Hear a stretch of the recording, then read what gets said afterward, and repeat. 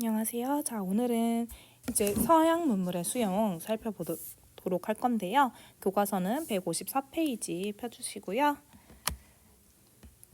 동아시아 각국이 이제 개항을 하게 되면서 서양의 여러 가지 문화와 기술들을 받아들이게 됩니다.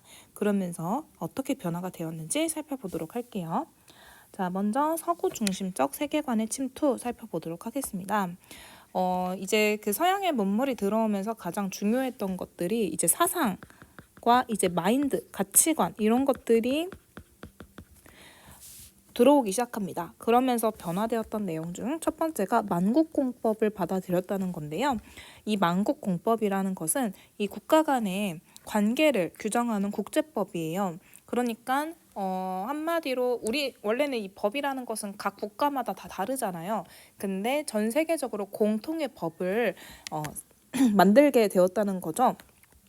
외교 같은 걸 해야 되다 보니까 대등한 주권 국가들의 상호 승인으로 형성된 국제사회에서의 국가의 위상과 권리 그리고 의무는 평등하다라는 것을 만든 이 법학자 휘튼의 만국공법이라는 것을 윌리엄 마틴이라는 사람이 번역을 해서 동아시아 각국에 전파가 됩니다. 그러면서 기존에 가지고 있었던 중국 중심의 세계관, 화이론이 점점 해체되기 시작했던 거죠.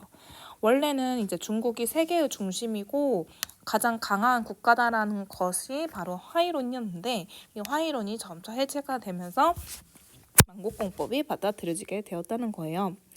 그래서 일본 같은 경우에는 만국공법을 근거로 청일수 조규령을 맺으면서 청과 대등한 관계를 맺게 되었고 또한 강화도 조약에서 조선이 자주국이다라는 것을 표시를 해서 이 청나라가 조선한테 미치는 영향력을 사전에 차단을 하면서 이제 조선은 어떻게 보면 모든 국가로부터 자유로워졌으니까 이제 일본이 영향력을 확대하겠어라는 걸 보여주는 것으로 활용합니다.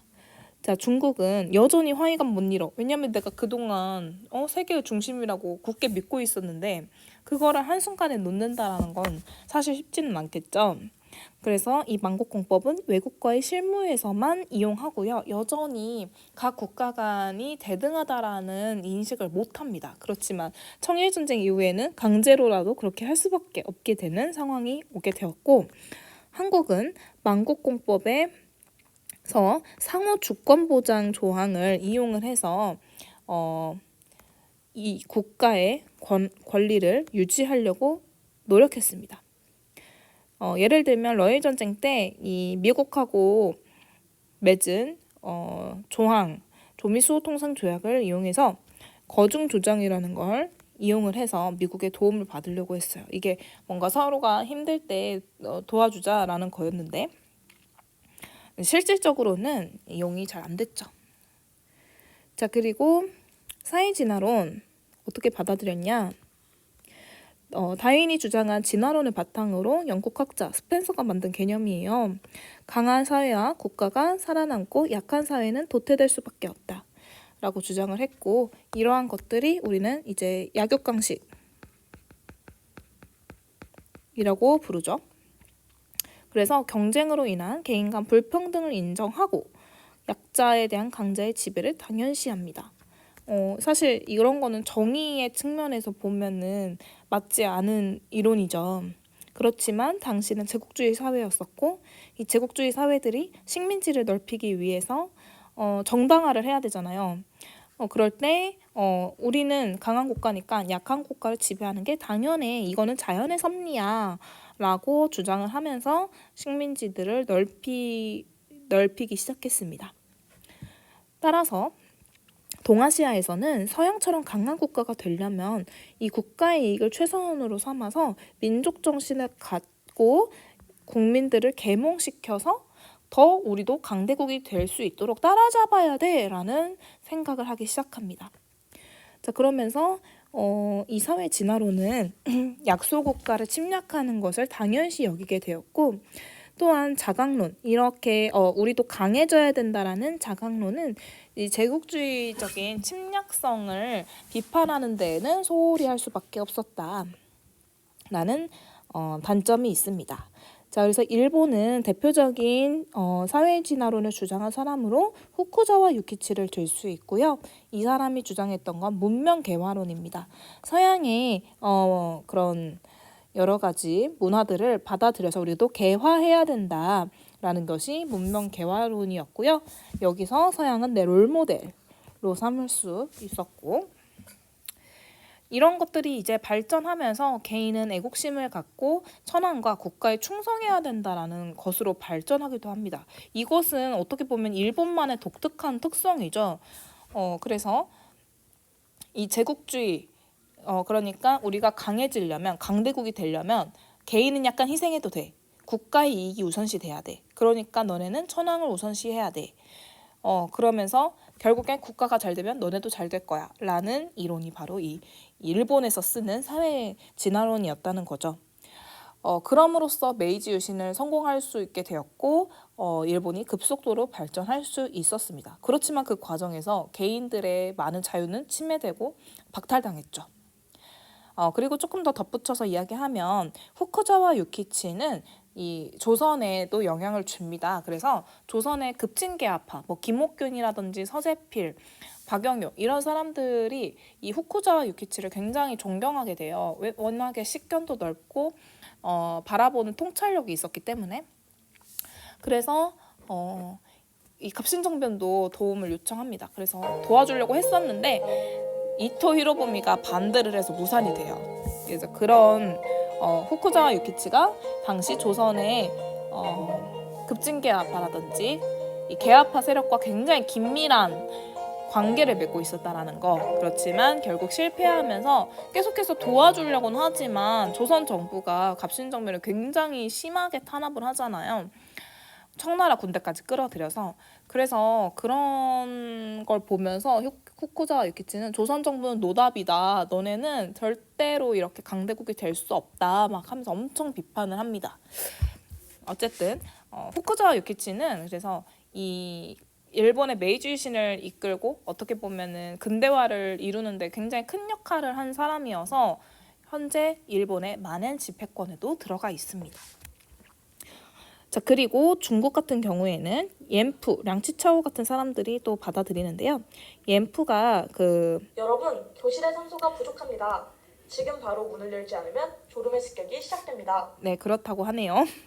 옌프의 천연노원이 발간이 되면서 과연 이 중국이 이러한 사회 속에서 살아남으려면 어떻게 해야 되냐라는 의문을 갖게 되었고, 량치차오가 그러한 개념들을 더욱더 발전시켜서 우리 중국도 발전을 해야 된다라는 자각론으로 이어지게 됩니다. 그리고 서양의 문물을 받아들이면서 기존의 중국의 안 좋았던 습관들, 예를 들면 전족 같은 거, 풍습 같은 거를 없애는데 적극적으로 나섰던 게 또 이 량치차오예요. 그다음에 한국은 윤치호나 유길준이 대표적인 개화파로서 조선 사회도 서구 자본주의를 수용해서 발전해야 된다는 걸 주장을 합니다. 그래서 강해지려면 우리도 서양의 문물을 적극적으로, 사상도 적극적으로 받아들이자라고 주장을 했죠. 하지만 조선 정부는 그 당시에 그럴 마음이 없었기 때문에 이런 주장들이 잘 먹히지는 않습니다.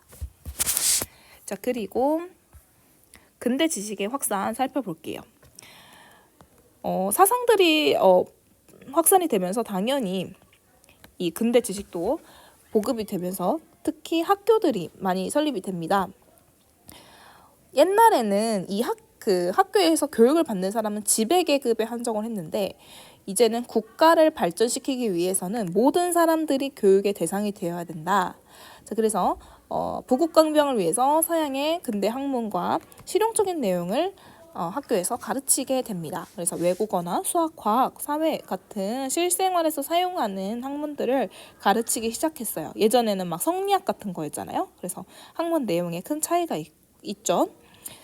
그래서 일본 같은 경우에는 게이오 으슥, 역시 후쿠자와 유키치가 만들었던 게이오 으슥이 있고요. 이건 이제 영어를 전담하면서 가르쳤고, 이어서 1872년에는 소학교, 중학교, 고등학교로 이어지는 근대 학제를 발표를 하고 1890년에는 교육 칙어를 발표합니다.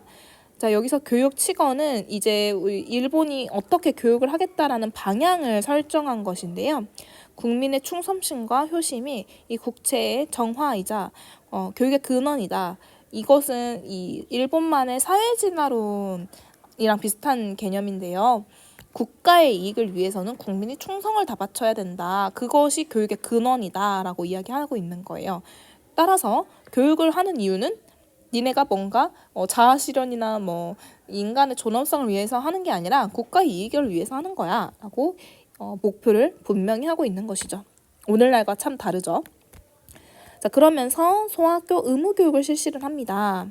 이것 또한 국가의 이익을 위해서 소학교 의무교육을 실시를 하는 거죠. 왜냐하면 국민들이 기초적인 산수 같은 게 돼야지 공장에서 일을 할 수 있기 때문입니다. 그래서 당시에 많은 농민들은요, 자식을 농사일을 시켜야 되는데 이 소학교에 보내고 싶지 않아 했었어요.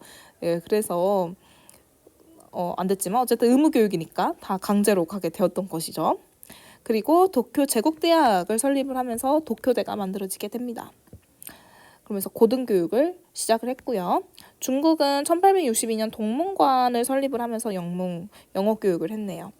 그 다음에 신정을 이후에 발표를 하면서 과거제를 폐지를 하면서 기존의 옛날의 교육을 점점 안 하게 되었고 근대 학문을 가르치려고 했습니다. 자, 그리고 조선은 1883년 동문관을 본딴 동문학, 그 다음에 1886년에 유경공원을 설립하면서 영어를 육성하는 교육을 합니다.